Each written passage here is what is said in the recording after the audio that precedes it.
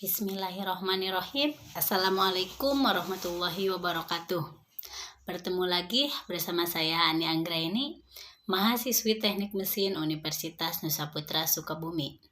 Seperti biasa, dalam kesempatan ini saya ingin kembali bersharing bersama teman-teman sekalian mengenai hal yang berkaitan dengan sebuah teknik mesin, di mana pada kesempatan ini saya akan menjelaskan tentang sebuah pengantar PLC atau bisa disebut dengan Programmable Logic Controller.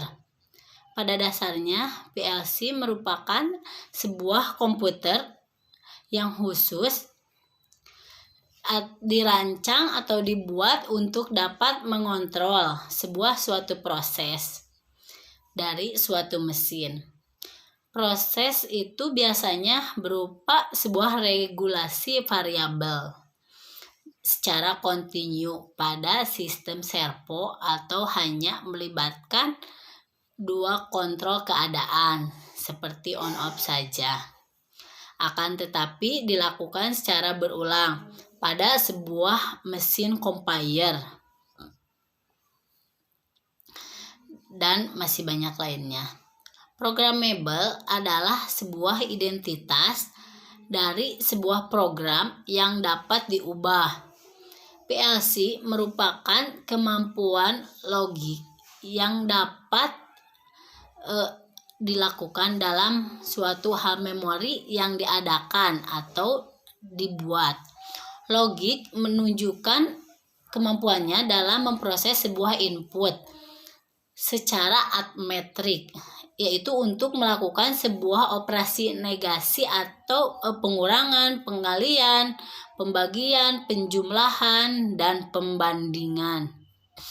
Sedangkan controller menunjukkan sebuah kemampuan dan dapat mengontrol atau mengatur sebuah proses sehingga dapat menghasilkan keluaran yang dibutuhkan oleh si pengguna PLC ini. PLC ini terbilang lebih ringkas atau simple apabila dibandingkan dengan sebuah relay.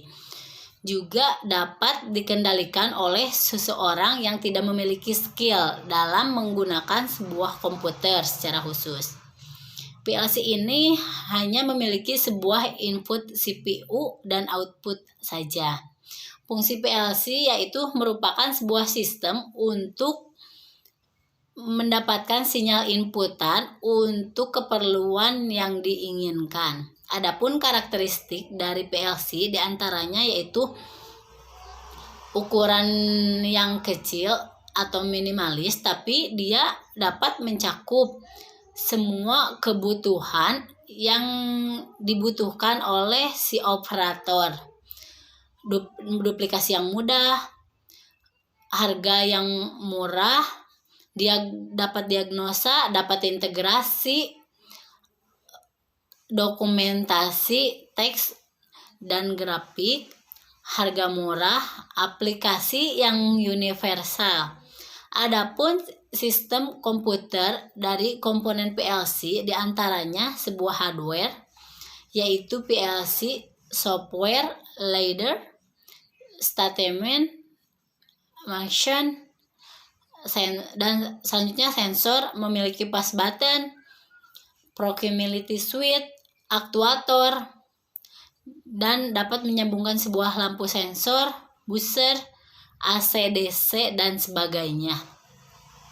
Programmer yaitu PC atau konsol, di mana pada saat ini konsol itu sudah jarang digunakan oleh para pengguna karena kurang fleksibel. Kita lebih beralih terhadap sebuah laptop atau PC. Konsol yaitu untuk mengedit atau sarana program, yaitu merupakan sebuah sarana untuk menjalankan sebuah program. Selanjutnya basic operation. Basic operation PLC ini mulai dari push button yang dihubungkan kepada input PLC untuk dapat melakukan start dan stop. lalu dikeluarkan ke PLC dan dihubungkan dengan sebuah motor starter, dan nantinya akan disambungkan ke sebuah motor penggerak. Contohnya selanjutnya yaitu seperti PC yang diinput dalam sebuah perintah atau program ke PLC, seperti switch atau push button, lalu di-output ke sebuah motor atau LED.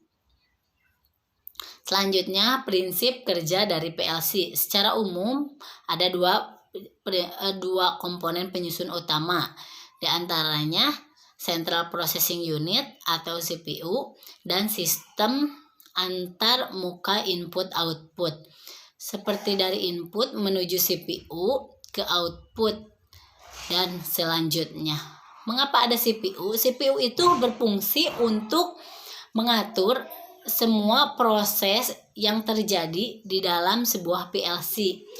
Ada 3 jenis komponen utama penyusun CPU, di antaranya sebuah proses, memori, dan power supply.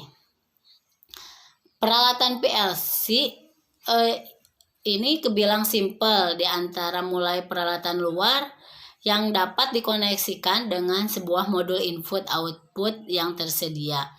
Peralatan ini biasanya berupa sebuah sensor-sensor analog, push button, limit switch, motor starter, solenoid, lampu, dan masih banyak lainnya. Selanjutnya, koneksi peralatan, yaitu sebuah koneksi yang mungkin dapat diatur oleh sebuah peralatan luar dengan modul input dan modul output PLC. Seperti pada sebuah port yang ada, yaitu sebuah port input yang terdapat, yaitu ada 2 jenis. Yang pertama, koneksi peralatan dengan modul input PLC dan peralatan dengan modul output PLC. Selanjutnya yaitu operasi utama dari sebuah PLC. CPU diantaranya ada 3, yaitu membaca sebuah data masukan dari perangkat luar, modul input. Yang kedua yaitu mengeksekusi sebuah program kontrol yang tersimpan di dalam sebuah memori PLC. Dan yang ketiga yaitu mengupdate atau memperbaharui sebuah data pada modul output. 3 proses ini biasanya dinamakan dengan scanning. Adapun perbandingan PLC dengan relay, yaitu PLC dapat menggantikan sebuah kontrol dari relay yang tidak fleksibel. Fleksibel ini bersifat sebuah software, artinya sebuah fungsi kontrol yang dapat mudah diubah dengan mengganti program dengan sebuah software, sehingga demikian dapat diperoleh ke beberapa keuntungan seperti implementasi proyek yang cepat, pengkabelan yang relatif sederhana dan rapih, monitoring proses yang dapat terintegrasi. Selanjutnya yaitu diagram leader PLC. Diagram leader yaitu sebuah diagram yang digunakan untuk dapat menggambarkan sebuah proses kontrol sekuensial yang dapat dipresentasikan interkoneksi antara perangkat input dan output pada sebuah sistem kontrol. Seperti garis vertikal pada diagram leader yang ditandai dengan L1 dan L2 dapat menyatakan sebuah tegangan listrik AC atau DC. Jika garis tersebut menyatakan sebuah AC, maka L1 dapat menyatakan sebuah fase dan L2 menyatakan sebuah tegangan netral.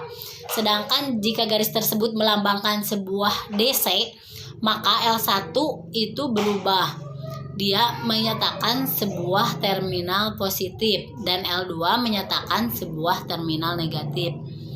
Untuk sebuah kasus lampu VL yang akan dapat menyala apabila 2 buah kondisi terpenuhi, seperti push button 1 atau PB1 ditekan dan limit switch 1 LS1 itu tertutup, atau kedua limit switch LS1 dan LB2 itu tertutup dalam kondisi tersebut, maka akan terjadi aliran daya dari L1 ke L2 melewati sebuah lampu PL. Adapun simbol-simbol dari peralatan listrik diantaranya seperti push button, limit switch, temperature switch, level switch, proximity switch, processor switch, dan masih banyak lainnya. Mungkin cukup sekian yang bisa saya sampaikan. Mohon maaf masih banyak kekurangan. Semoga apa yang saya sampaikan dapat bermanfaat untuk teman-teman sekalian. Cukup sekian yang bisa saya sampaikan. Wabillahi taufiq wal hidayah. Wassalamualaikum warahmatullahi wabarakatuh.